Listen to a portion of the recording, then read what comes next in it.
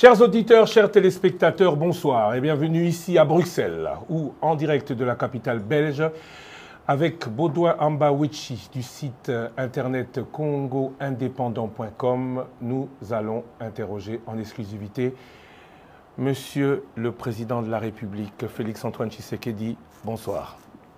Bonsoir, Christian Lusakweno. Bonsoir, Monsieur Baudouin Ambawichi. Merci d'avoir accepté de nous accorder de votre précieux temps, votre séjour annoncé comme médical. Alors, on entre dans le vif du sujet. Vous êtes parti de Kinshasa un peu à la surprise générale. Votre service de communication a annoncé quelques problèmes médicaux. Comment allez-vous?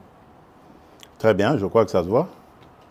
Je vais très bien. En fait, j'ai tout simplement fait accepter une prise en charge de mon premier médecin de 2022 que j'avais invité à Kinshasa parce que je ne voulais pas bouger de Kinshasa, même s'il devait y avoir une intervention chirurgicale. Et donc, en le faisant venir, il a apprécié évidemment le matériel que nous avons à l'hôpital du Kantiachi, mais il a préféré, pour être sûr et couvert par ses assurances, que je vienne ici moi-même et qu'il examine cela. Ce que j'ai fait.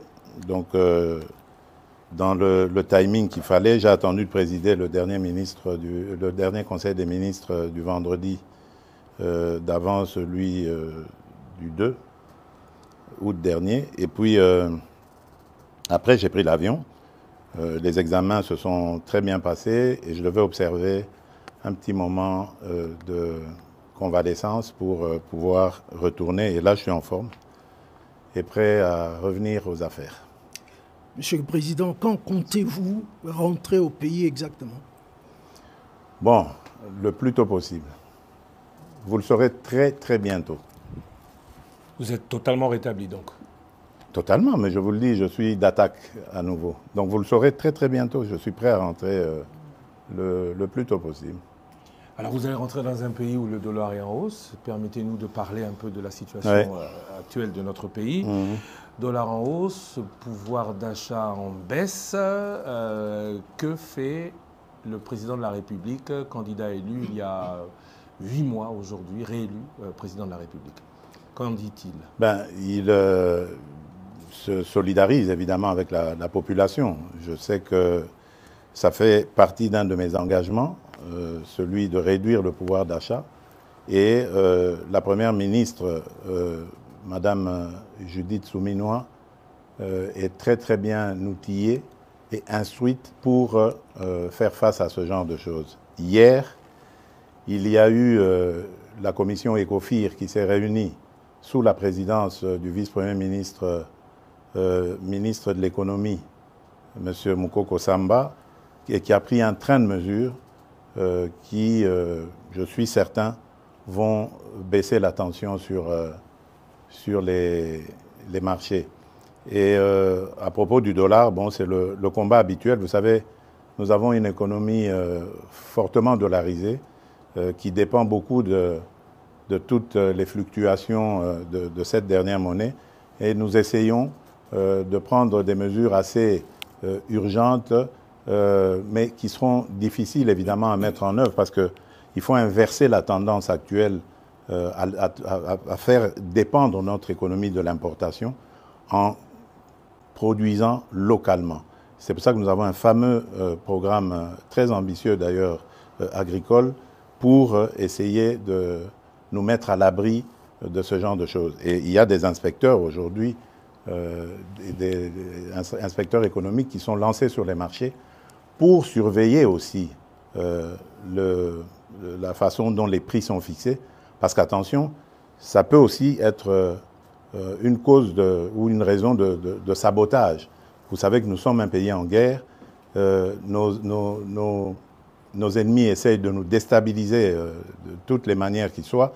Ils le font par la guerre et peuvent le faire autrement aussi par la hausse des prix.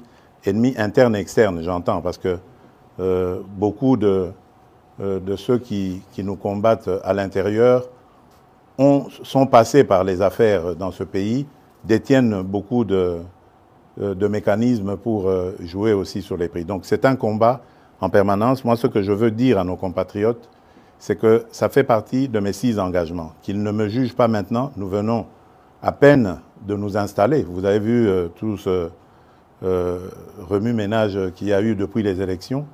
Le gouvernement souminois ne vient vraiment que de prendre les choses en main, qu'il continue à nous faire confiance. Ils m'ont fait confiance le 20 décembre 2023. Eh bien, qu'ils continuent à me faire confiance. Je respecterai mes 6 engagements jusqu'au dernier. Monsieur le Président, j'ai une question un peu dérangeante. Écoutez, si vous la trouvez dérangeante, peut-être pas pour moi, hein, allez-y.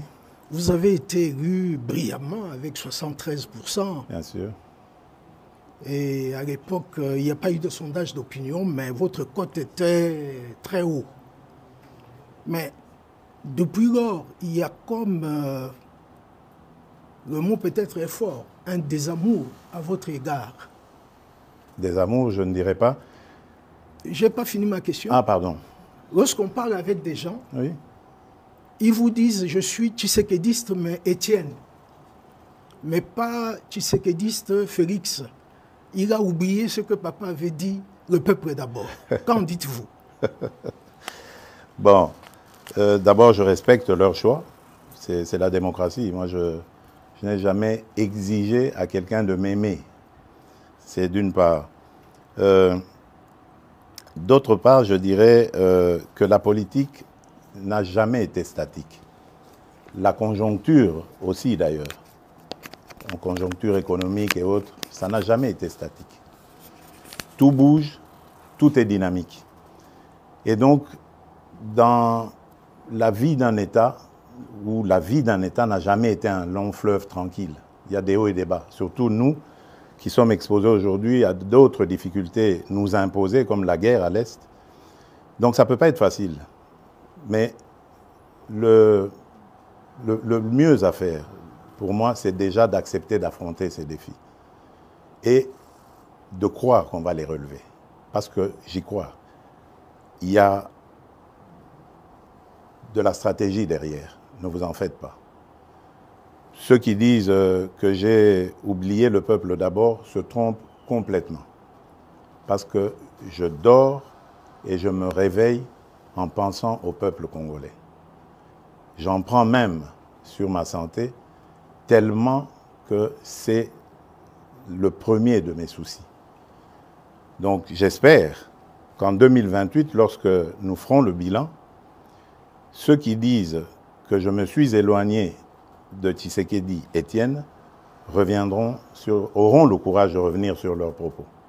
Parce que c'est ce qui se passera. Vous aviez 6 engagements. Vous avez aussi dit que vous allez monitorer le gouvernement.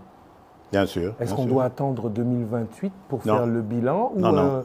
À quand est-ce que le peuple pourra se dire, on commence à voir tout ce que le président dit et promet, à matérialiser le changement? Écoutez, notre chef d'équipe, c'est Madame Judith Souminois. Je ne veux pas lui mettre la pression. Elle est suffisamment outillée pour évaluer le travail de ses ministres et de m'en faire rapport. Et moi-même, d'ailleurs, comme vous le savez, je préside quasiment tous les vendredis, lorsque je suis au pays, les réunions du Conseil des ministres. Donc je peux suivre. J'ai un cabinet qui est très actif, qui m'accompagne dans ce suivi. Donc moi, j'estime la première évaluation au début de l'année prochaine. Donc il faut peut-être s'attendre à du réaménagement gouvernemental au début de l'année prochaine. Mais bon, je le dis sous réserve de ce qu'on en pensera, la Première ministre et moi. Élection en janvier 2024, premier bilan en janvier 2025.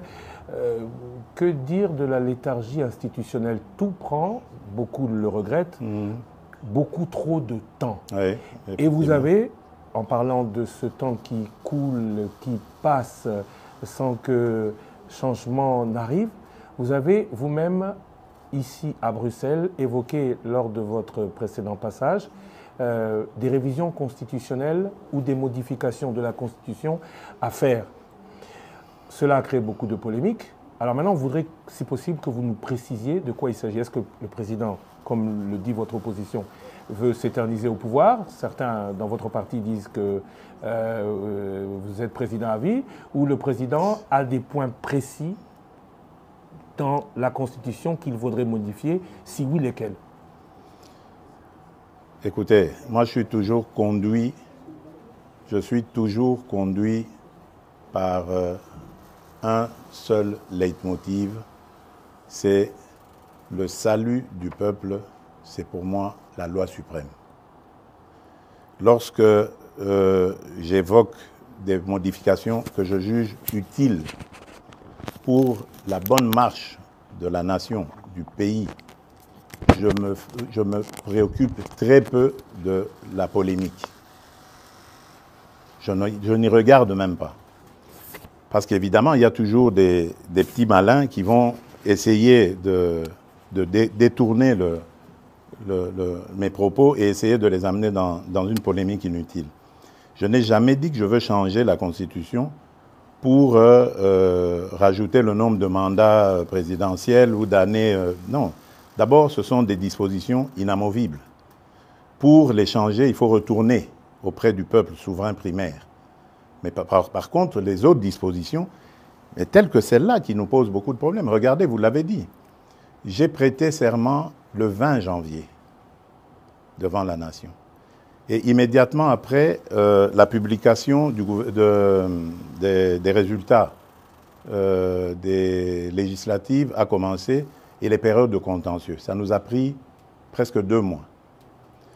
Publication, contentieux, etc., retour, annulation et tout le bazar. Puis ensuite, les députés provinciaux et les communes, cette fois-ci on a eu les conseillers communaux et tout ça, et tout avec son lot de contestations, voilà. Donc en peu de temps, ça nous a pris, je ne sais combien de temps. Le gouvernement, pour le faire, on a mis 1 mois. Normalement, la première ministre et moi, le temps de la nommer et puis de discuter. Voilà, donc on a tourné autour des choses. L'installation du bureau du Parlement, par exemple, ce sont des choses qu'on doit réfléchir à comment les réduire. On ne peut pas laisser 1 mois, par exemple. J'ai vu chez les Français ce qui se passe.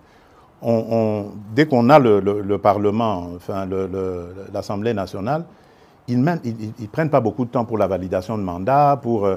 Mais chez nous, on prend 1 mois. Alors que les sujets à traiter pendant cette période ne sont pas nombreux. Il y a juste la validation de mandat que le bureau a et l'installation du bureau définitif. Mais pourquoi ça doit prendre 1 mois? Ça peut se faire en 2 jours. Ce sont des choses comme ça qu'il faut revoir, réduire, etc. Autre chose, par exemple, qui me motivait à vouloir ce changement de constitution, enfin des modifications dans la constitution, c'est la désignation des gouverneurs. Je trouve que la désignation des gouverneurs aujourd'hui fragilise nos provinces. Il faudrait, à mon avis, les gouverneurs étant des grands commis de l'État, qui soient désignés directement par le gouvernement en place et qu'ils rendent direct rapport au gouvernement. Les sanctions, on peut imaginer comment les prendre en cas de dérapage, mais lorsqu'on laisse à la vindicte des parlementaires provinciaux, des députés provinciaux, la gestion comme ça des gouverneurs, moi je crois qu'on a un problème encore de culture politique au Congo. Nous n'avons pas besoin d'aller aussi vite. Ça c'est pour les pays qui sont outillés dans la démocratie, dans la gestion de la chose publique. Nous avons encore besoin d'apprendre et on doit y aller étape par étape. La réforme sur cet éclatement de l'administration a été très très mal faite à mon avis et précipitamment et il faut revoir. Voilà pourquoi moi j'ai parlé à un certain moment de réunir une grande commission nationale de plusieurs experts, une commission multidisciplinaire qui ferait qu'on prendrait en compte tous les vrais problèmes de la nation, mais par des nationaux, pour avoir une constitution adaptée à nos vrais problèmes, pas celle qu'on a eue, qui nous a été parachutée venue des laboratoires étrangers. Voilà, on pourrait recourir à l'expérience étrangère, mais en fonction de nos expériences vécues au pays. Aujourd'hui, moi je suis désolé, mais notre pays s'éclate de plus en plus à cause de toutes ces élections provinciales et autres qui radicalisent le tribalisme, le clanisme. Aujourd'hui, vous allez, par exemple, je prends le cas de l'ex-Grand Katanga, mais vous trouverez quelqu'un, par exemple, qui a vécu à Lubumbashi, mais parce qu'il est originaire du Lualaba, on lui conteste le fait de pouvoir aspirer à quoi que ce soit à Lubumbashi. Soit disant parce qu'il y a eu découpage et que maintenant sa place est au Lualaba. Mais qu'est-ce que ça veut dire? Le pays va volo, là. Donc on doit faire attention. Je veux bien démembrer les choses, je veux bien rapprocher l'administration le plus près possible des administrés, mais attention, je tiens à l'unité de la nation. J'en suis garant. Monsieur le Président, nous abordons maintenant la situation à l'est du pays. Oui. Aujourd'hui, c'est quasi certain que le Rwanda a relancé le M23 après le réchauffement des relations entre la RDC et l'Ouganda. Très bien. C'est acquis maintenant. Il y a eu la réunion à Rwanda, pour ne pas rentrer dans tous les détails. Il y a eu début de dialogue. Mais il y a des voix qui commencent à dire qu'il faut un peu de bon sens pour qu'on commence à négocier. Avec qui?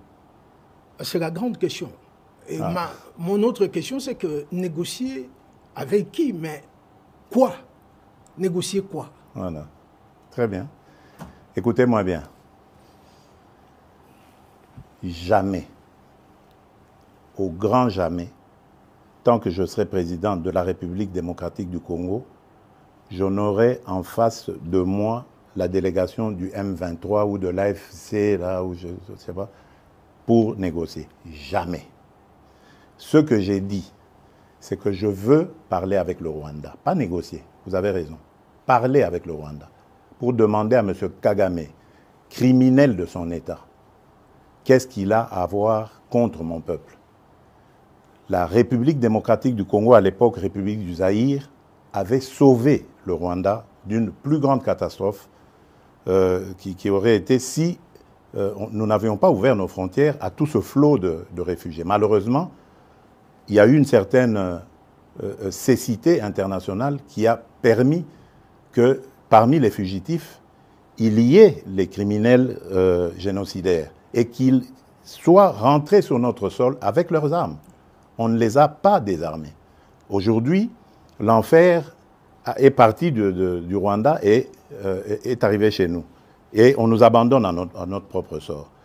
Évidemment, le régime criminel de Kigali en profite parce qu'il découvre que c'est une région très riche en minerais et en produits de tout genre, agricoles et autres. Et il veut en faire maintenant son espace. Et ça, nous ne disons jamais, il n'y a rien à négocier. C'est chez nous. Ce qu'ils n'ont à faire, c'est une seule chose, de plier bagage. Et si je veux parler avec le Rwanda, c'est pour ça, pour dire, bon, c'est quoi votre problème, pour nous laisser tranquilles. Pas pour vous donner quelque chose, mais pour nous laisser tranquilles. Si vous pensez qu'il y a encore quelque chose chez nous, on va la régler et on vous règle ça et puis c'est terminé. Ils ont donc parlé des FDLR. Nous sommes aujourd'hui à Luanda pour parler de ces histoires-là. Cesser le feu et comment régler le problème de FDLR. C'est tout. Donc, ce n'est pas des négociations pour, après, arriver à des... comment ils appelaient ça? La mixage, instaurer brassage, mixage. Niet. Ça, il n'y aura plus. Ils peuvent arrêter de rêver. Et d'ailleurs, c'est parce qu'ils le savent que vous avez vu qu'ils ravivent encore ce M23, coquille vide, dans un territoire d'ailleurs qui est sous leur contrôle. Donc vous voyez que c'est de la propagande en fait. Ils veulent faire croire que, d'abord ils font cette comédie, ils font dire au M23 qu'ils ne se sentent pas concernés par Luanda, alors que tout le monde sait que c'est Kigali qui les pilote. Ensuite, ils les ravivent un peu pour dire, vous voyez, nous sommes capables de reprendre les armes. OK. Nous savons et nous sommes inscrits dans le processus de Luanda.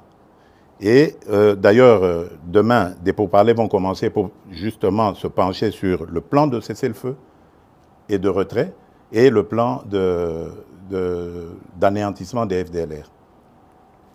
Et nous disons, si à côté de ça, le grabuge continue, nous continuerons à tenir pour responsable Kigali.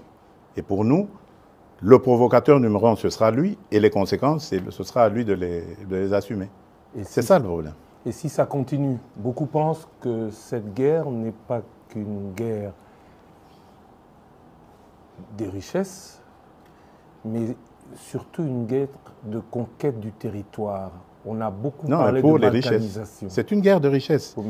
C'est une guerre de conquête des territoires, justement, des territoires riches. Vous pensez que s'il n'y avait pas tous ces minerais rares et tant prisés dans le monde, dans ce sous-sol de chez nous, là-bas, dans le Massissi, Rutshuru et tout ça, ils seraient venus. Ils nous laisseraient tranquilles. C'est des sols riches et des sous-sols riches. C'est ça qui attire. Et maintenant, pour que ce soit définitivement mis en coupe réglée, sous coupe réglée, eh ben, ils veulent le couper de la RDC. La balkanisation est donc encore possible dans leur tête, pas chez nous. Jamais, elle n'est pas possible. Mais parler avec le Rwanda, c'est lui donner un minimum de bonne foi. Est-ce que vous pensez qu'il peut avoir de bonne foi? J'y crois pas. Je n'y crois pas. J'ai testé leur bonne foi, je n'y crois plus du tout. Maintenant, c'est la pression. Je remercie les États-Unis d'Amérique parce que c'est eux qui nous apportent beaucoup de choses. D'ailleurs, vous avez vu, au départ, il y a eu une trêve. Maintenant, il y a un cessez-le-feu. Je vous dis, ce n'est pas le Congo qui l'a demandé.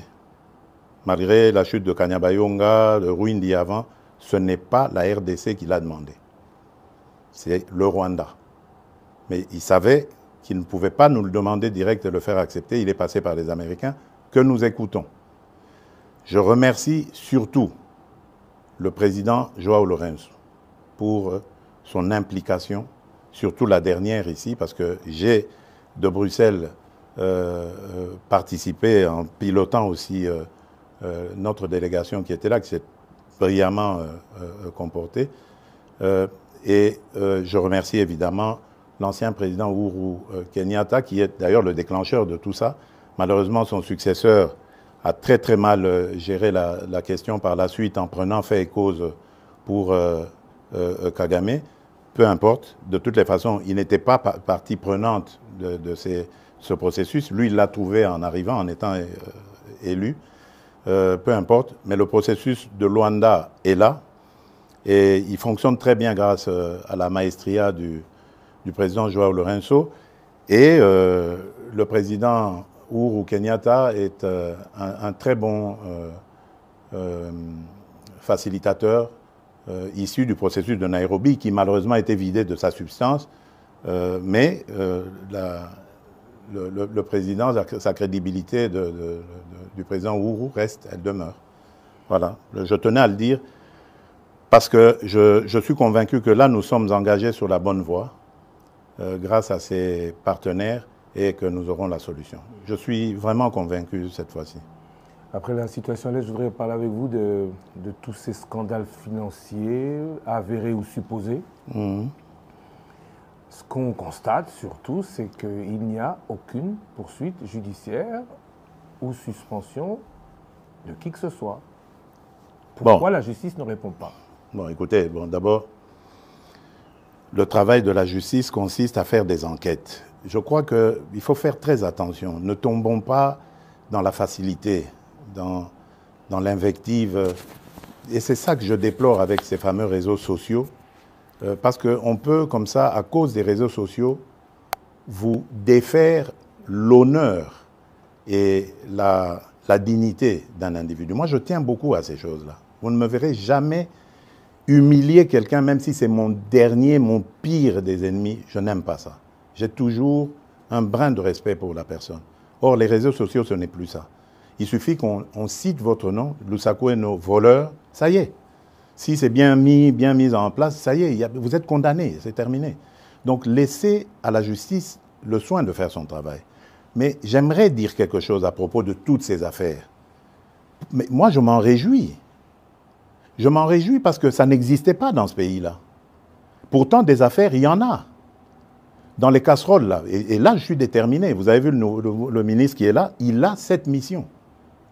On va ouvrir les placards et on va sortir les cadavres des placards pour montrer que ce pays a été trahi, pillé et volé plus que jamais vous pouvez imaginer avant moi.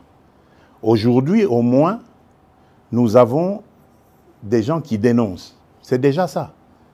ça veut dire que la corruption avait vraiment été une seconde nature dans ce pays. Donc ne vous en faites pas. Réjouissez-vous quand vous entendez ces choses-là. Malheureusement, c'est récupéré par les réseaux et c'est ça qui désoriente un peu l'opinion, qui désoriente. Parce qu'il faut laisser la justice sereine. Vous savez qu'elle est déjà malade. On est en train de travailler à la remettre en place. Donc il faut lui laisser le temps de faire son travail. On va leur donner encore plus de moyens de travail pour que la justice soit dite. Parce que, attention, on a affaire à parfois des chefs de famille, on a affaire à des gens qui tiennent à leur dignité. On ne peut pas la jeter en pâture comme ça en disant, voilà, ça y est, il est voleur. Non, prenez votre patience. Jamais justice n'a été expéditive. Regardez, dans nos pays à tradition démocratique ici, il y a des procès qui durent 10 ans, 15 ans de corruption. Mais pourquoi est-ce que vous voulez que, parce qu'un nom a été cité, le lendemain, il doit être condamné? Mais non. Il faut lui donner les moyens de sa défense et voir comment ça va se passer. Monsieur le Président, vous avez cité le ministre de la Justice sans le citer. Justement, je voudrais poser une question à son sujet. Ouais. Sa nomination en tant qu'opposant a surpris agréablement beaucoup de gens. Très bien. Est-ce qu'on peut interpréter ça comme une ouverture aux forces de l'opposition? Bien sûr. Est-ce que c'est un jargon que vous passez? Bien sûr. Pour dire que vous voulez rassembler... Bien sûr, c'est une ouverture, bien sûr. Dernièrement, j'ai reçu, pour l'anecdote, les évêques de la Cinco, le jour où ils ont élu leur nouveau président, leur nouveau bureau. Et dans nos discussions, je ne vais pas les dévoiler ici, mais il y a eu une demande allant dans ce sens. Mais ma réponse était claire. J'ai dit, mais Seigneur, je suis à votre disposition. Je ne demande que ça. Mais dites-moi, comment vais-je m'y prendre? J'ai pris l'exemple que de trois opposants. J'ai commencé par Martin Fayoulou. Je dis, mais il n'a jamais reconnu les résultats des dernières élections. Comment est-ce qu'il acceptera ma main tendue? Moïse Katumbi était prêt à faire la même chose, ou il avait même fait la même chose, mais grâce, évidemment, à la pression des siens, il a accepté qu'il rentre dans les institutions, mais lui reste borderline. Joseph Kabila, n'en parlons pas. Lui, il a carrément boycotté les élections et prépare une insurrection, parce que l'AFC, c'est lui. Donc, dites-moi, je fais quoi? Je n'avais pas eu de réponse. Mais j'ai parlé d'autres qui sont plus conviviaux, plus participatifs. Et je rends ici, par exemple, hommage à quelqu'un comme Adolphe Muzito et même un petit peu le docteur Mukwege aussi, qui fait, malgré leur position d'opposants, qui font parfois de commentaires objectifs. Quand quelque chose va, ils applaudissent, ils sont contents. Le docteur Mukwege avait reçu une délégation du FONAREV encourageant, promettant de s'impliquer dans le combat du FONAREV, qui n'a rien à voir avec la politique. Ce sont nos victimes que nous voulons aider. Ce sont ces monstruosités que nous ne voulons plus revoir dans notre pays. Voilà un patriote qui se dit, au-delà de mes penchants politiques, j'y vais. J'aurais aimé que tout cela vienne se dire, on nous attaque par le Rwanda injustement, liguons-nous autour du président et combattons. Mais non, malgré ça, il y en a qui collaborent, l'AFC collabore avec le Rwanda contre la République démocratique du Congo. Monsieur Muzito, hommage à lui, lorsque nous avons terminé la 6e revue avec le FMI, premier fait dans l'histoire de la République démocratique du Congo. Jamais les revues avec le FMI n'avaient été jusqu'à leur terme dans notre pays. C'est la première fois que ce gouvernement arrive et c'était sous la direction du ministre des Finances, Nicolas Kazadi, que l'on jette en pâture aujourd'hui. Mais Adolphe Muzito m'a envoyé un message de félicitations. Et lui, il est très bien outillé pour savoir ce que ça signifie. Vous voyez, mais il n'est pas au gouvernement, il n'a pas de privilèges, il reste objectif. Ça, c'est des vrais hommes d'État. C'est ça que nous devons voir dans notre pays. On parle de l'opposition, je voudrais un peu parler du parti au pouvoir. Bien sûr, oui. Crise à l'UDPS. appelle à la médiation du président qui est au-dessus des partis. Alors le président fait quoi? Le président dit quoi? Parce qu'il a quand même encore le cœur à l'UDPS. Bien sûr, bien sûr. L'UDPS, c'est mon école. Et je suis issu de là. J'ai fait toutes mes classes politiques à l'UDPS. Le président n'est pas inquiet du tout. Je me réfère d'ailleurs à un terme qu'aimait beaucoup utiliser mon mentor, notre leader historique, Étienne Tshisekedi, qui appelait ça vitalité démocratique. Donc, de ce choc des mots jaillira la lumière. La seule chose que je déplore, c'est ce que j'ai dit tout à l'heure, c'est l'usage des réseaux sociaux. À l'époque, quand nous nous battions comme ça, on le faisait dans des salles entre quatre yeux ou sur le net, mais entre nous, sur nos sites, comment on appelait ça encore, là, les sites de discussion qu'on avait à l'époque, quand on n'avait pas encore ces réseaux sociaux. Et c'était bien, ça se passait, c'était chaud, bien sûr, bouillant, mais démocratique. Et ça terminait toujours par s'arranger. Et je vous promets, ça va s'arranger. Je ne suis pas du tout inquiet. C'est des choses qui arrivent. Je ne veux pas, en tout cas, que ça prenne des allures du genre de ce qu'on a vu avec les forces du progrès, que je condamne complètement. Mais je tiens à ce que... enfin, je suis sûr plutôt que les choses vont rentrer dans l'ordre. Pas de problème. Je voudrais aborder une question que vous connaissez et maîtrisez très bien, les relations avec la Belgique. Oui, bien sûr. C'est mon autre Congo. Hein, voilà, justement, en 2019, vous avez justement dit que c'est l'autre Congo pour vous. Mais, Monsieur le Président, depuis que vous êtes au pouvoir, on ne sent pas un resserrement des relations entre les deux pays. Ah, ça, je ne sais pas par quoi vous voulez le voir. Vous. Ben, il y a une ambiance de ni guerre ni paix. Et on ne sent pas un engouement des investisseurs belges à aller chez nous. Oui, mais... Est-ce que c'est toujours le problème de climat des affaires? Je crois qu'il y a un peu des deux. Vous avez raison. Attention aussi, ce sont des gens qui doivent être sûrs de leur mise. Hein? Donc ça veut dire que quelque part peut-être que nous n'avons pas encore émis suffisamment de signaux rassurants sur le climat des affaires. D'ailleurs, pendant que je suis ici, j'ai été interpellé par un message de l'ambassadrice belge à Kinshasa sur un sujet belge qui a été victime de tracasseries d'un ancien ministre du régime passé qui était à l'urbanisme ou aux affaires foncières et qui l'a mis dans de sales draps aujourd'hui. Donc vous voyez que même les affaires d'il y a plusieurs années continuent à avoir des effets aujourd'hui. Donc nous avons peut-être un travail, et si celui-là, ce monsieur belge, vient en parler à ses amis ici, ils vont mettre la pellade douce avant d'y aller.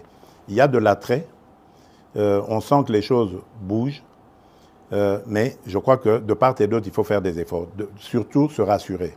Ça, c'est d'une part. D'autre part, attention, il y a aussi une réalité en Belgique. La Belgique, il ne faut plus la voir comme l'ancienne Belgique qui était, qu'ils appelaient eux-mêmes la Belgique de papa.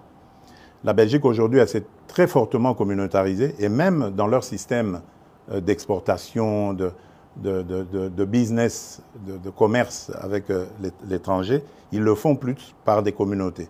Donc c'est à nous aussi d'adapter notre diplomatie à ce niveau-là. Et je suis en train même de réfléchir à voir comment, avec nos compatriotes de la diaspora, avoir des diplomates qui parlent très bien le néerlandais, qui parlent très bien le français, qui parlent bien l'allemand pour la région germanophone, et qui se mettent en contact justement avec ces gouvernements communautaires pour voir les rapprocher les uns après les autres.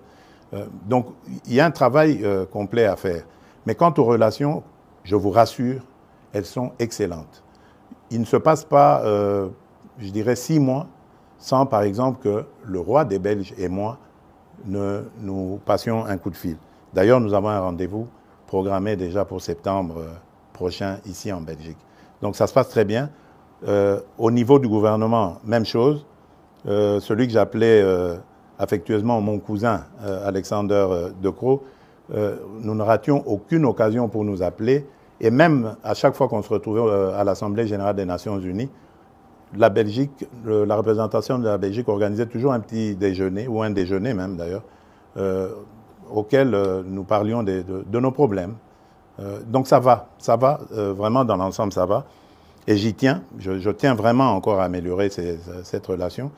Mais comme j'ai dit, nous devons faire des efforts de part et d'autre. Attention, le Congo, c'est vrai, c'est une très belle femme, très attirante, mais en même temps aussi très convoitée et peut-être pas très présentable encore. Donc nous devons soigner sa présentation. Monsieur le Président, merci beaucoup. Merci Bodoamba Wechi du site Internet Congo Indépendant d'avoir été avec nous aujourd'hui pour cette émission exclusive. Merci à vous. Bon retour. Soki Okoye Bisabiso, il faut quand même qu'on termine en lingala pour les Congolais qui nous suivent, même si le lingala de M. Ambawichi est peut-être un peu mieux élaboré que moi, encore que j'en doute. Moi, je crois que oui. Vous rentrez aux Ozonga, Kinshasa, Kisangani vous a attendu. Est-ce qu'on va vous y voir? Vous aviez dit l'intérieur du pays, vous allez beaucoup pratiquer pendant ce deuxième mandat. Quel est votre programme une fois de retour au pays? Oui, bon, nakozonga mboka, en tout cas, na mikolo mike, bangonga mike kutu nakoloba, oyo ezali liboso awa. Kisangani nakozonga, po nalingaki kutu na sacrifier likambo ya santé, po nakende Kisangani nazana le 2 août, mais nzoto nde esengaki abandon. Yango nabi nasala yango, po na Kisangani biloko akosala ezalaki. Aéroport à Bamboka, centrale électrique, na solaki déjà na DG à SNEL, na lingi, likambo centrale électrique wane sila, na kokite lango, na kende kotala. Na mwa makambo ebele, surtout babitumba wana ya bandeko na biso, mbole na balengola, na lingi koyoka makambo wana na mboka na biso te. Na kende kotala yango, pembeni na tala, et puis surtout, ko remercier peuple na biso ya Kisangani, ndenge ba yambaka biso, pe ndenge ba votaka biso. Donc nakozonga. Et puis nakozonga na mois d'août awa. Eza lisusu molaite tokozonga pe na mama parce que sengelaki tokende na mama na le 2 août. Donc nakozonga. Pe nakotambola Congo mobimba bozala na bobangi te. Le problème tozali nango ezali onazoloba ezali nano ya kosilisa makambo ya mbilinga kimia ekota. Congolais nyonso asepela tokoka kokende kotala na kopesa na bambote na esengo. Okoki kokende te esika batu basepeli kaka na ndako na biso moko Congo bamisusu baza na mawa baza kolela. Nga na nini komona yango te. Na tie nanu makasi na nga mayele na ngai na kosilisa likambo monguna akotiseli biso moto oyo azokotisela biso na mboka. Sima na yango tokosala. Tozana na bambula ti na 2028 likambo banga eza wana ta. Monsieur le Président, je vous remercie. Merci à vous, chers auditeurs, chers téléspectateurs, d'avoir en direct, ici, à Bruxelles, suivi cette émission exclusive. L'actualité continue sur votre radio et sur les réseaux sociaux de Top Congo FM.